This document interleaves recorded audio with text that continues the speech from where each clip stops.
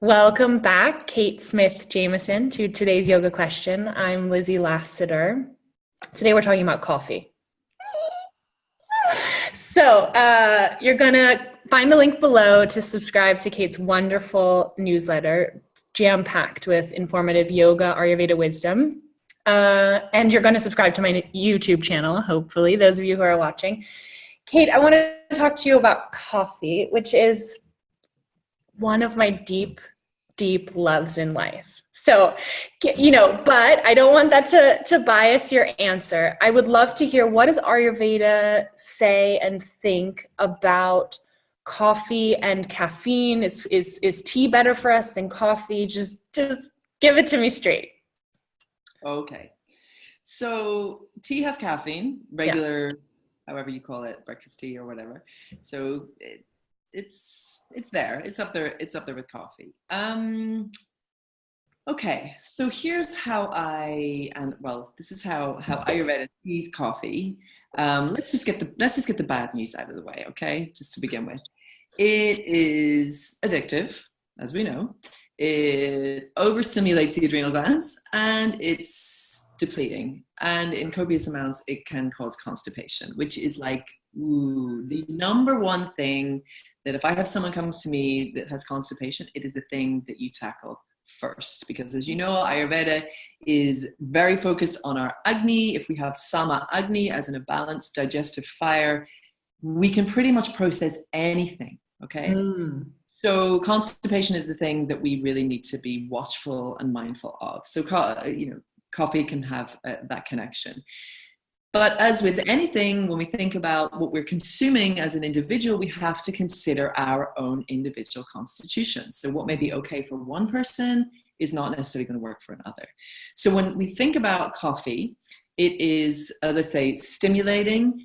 It is something that, as I say, can become addictive, but it's something that kind of gives us that kick, right? That wake up in the morning, right? Which is why we drink it then. So when we think about the constitutions that are going to be okay with that, kapha types probably need coffee, right? To kind of get them out of bed and get them going in the morning. And kapha time of day is between 6 a.m. and 10 a.m., okay, in the morning. So having a coffee that time of day, kapha time is okay. But again, depending on your type. If you have an extreme vata imbalance, best you just avoid coffee altogether, okay? Because there's already enough space and air going on there. And tell us like 2 or just 3 signs of an extreme vata imbalance. What would that look like?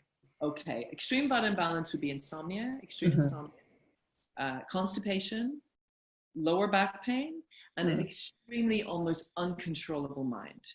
This sounds like my dad. I love your dad. Those would be, the 4 things that I guess. Okay, perfect. Physical attributes as well, but in terms of things. So what about coffee for pitta dosha? Again, pitta types tend to run flat out anyway, so they probably don't really need it. Yeah, maybe if you're pitta kapha, if you're going to have it, just have it in the morning, between 6 and 7 in the morning.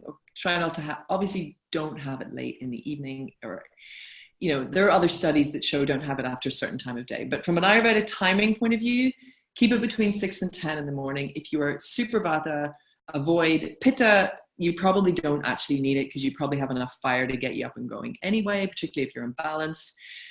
And kapha, you're going to be safe with it, I think. Yeah. Little. Okay, wonderful, Kate. As we close, you said something to me. We were just together in Greece on Santorini, and you said something to me that really caught my attention. It wasn't so clear to me, this part of Ayurveda, and I'd love it if you would share this with all of us, about sort of Ayurveda's philosophy or philosophical outlook on no foods really being good or bad for you. Because I think coming from California, the kind of health food mentality, there's a real tendency, even also in the yoga world, to kind of put foods in categories of good and bad. So saying like gluten has now become a bad food and avocado is a good food. And we separate them, and then if we ever dip into that delicious category of bad foods, we can tend to feel guilty, or it creates a whole spinning mind about that we shouldn't ever touch a whole group of foods. So how does Ayurveda think about that? Well, I guess from the point of view, the very starting point is that we're talking about ideally, well, fresh, natural, seasonal foods. So unfortunately, processed foods and, stale food and, 2 days, 3 days leftover food is kind of not recommended for anybody. So that's the starting point. But in terms of foods, naturally occurring foods, they are all Ayurvedic. Alcohol is also Ayurvedic. Right? We know that it's heating and depleting. So we take precautions before and after, say we want to have a drink, to balance that. I live in Ireland, so I don't think you'd have any clients if you said never, ever, ever have a drink. The Irish people will be like, say. Totally. And, Ayurveda will say, in wintertime and also with heavy kapha, there is it's actually for circulation. Red wine is good in in moderate quantities. But my point is really that everything is Ayurvedic. So it's looking at your constitution, what is rising in you, and really feeling those signs and signals. So let's take constipation for an example. What do we eat to balance that? You want nourishing, probably slightly oilier, probably not too acidic type foods. You want things that are going to stimulate your digestion, for example. So ginger, good. Squash, sweet potatoes, good. But if you're a kapha type, well, then you want this sort of a bit more spice in there, because you're going to have that sluggishness. So chili, good for kaphas, not so good for pitta types, as an example.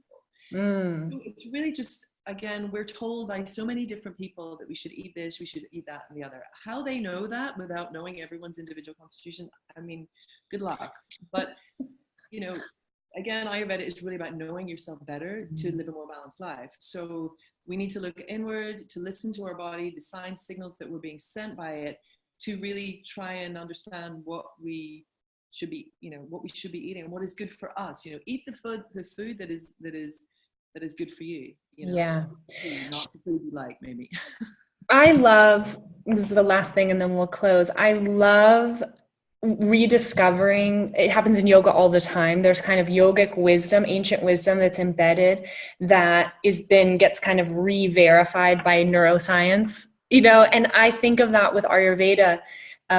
The emphasis on digestion and digestive health as being a key part of human health. And now all of what we're learning scientifically from, immune system and even the brain, the belly brain, and all the stuff that's coming from a happy digestive tract. So thank you so much, Kate Smith Jamison. We're going to put the links down there if you want to subscribe to Kate's newsletter or subscribe to this YouTube channel. That would be fantastic. And I also think, Kate, that you should consider offering private consultations via Skype. I'm going to put the link to your website. I'm sure people can contact you there, because it would be such a gift, I think, for people to be able to talk to you about their specific constitution and their specific needs.